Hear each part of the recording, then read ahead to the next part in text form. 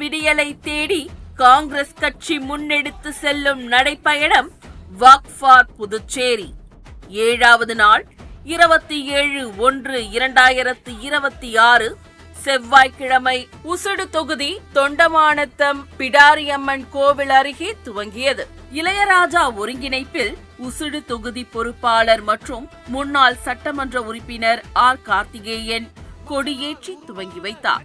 கூட்டம் கூட்டமாக வந்து மக்கள் தொடர்ந்து ஆதரவு கொடுத்து வரும் வாக் ஃபார் புதுச்சேரி நடைப்பயணத்தில் காங்கிரஸ் தலைவர் வி வைத்திலிங்கம் எம்பி, முன்னாள் முதல்வர் வி நாராயணசாமி, சட்டமன்ற உறுப்பினர் எம் வைத்தியநாதன், முன்னாள் அரசு கொறடா RKR அனந்தராமன், மாநில பொதுச் செயலாளர் செந்தில்குமார், மாநில செயலாளர் லோகையன், மாவட்ட தலைவர் பாபு என்கிற பழனிராஜா, மாணவர் அணி தலைவர் ஹர்ஷவர்தன், வட்டார காங்கிரஸ் தலைவர்கள் சங்கர் பாபு மற்றும் ராமு, இளைஞர் காங்கிரஸ் தலைவர் ஆனந்தபாபு நடராஜன், மகிழா காங்கிரஸ் தலைவி நிஷா உட்பட PCC, சேவாதள மற்றும் அனைத்து பிரிவு நிர்வாகிகளும் கலந்து கொண்டு சிறப்பித்தனர்.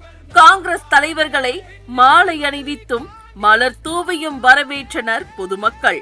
பெண்கள் கைக்குழந்தையோடும் மாற்றுத்திறனாளிகள் தன்னெழுச்சியோடு வந்து தலைவர்களுக்கு சால்வை அணிவித்து அன்பையும் காங்கிரஸ் கட்சி மீதுள்ள நம்பிக்கையையும் வெளிப்படுத்தியது நெகிழ்ச்சியை ஏற்படுத்தியது.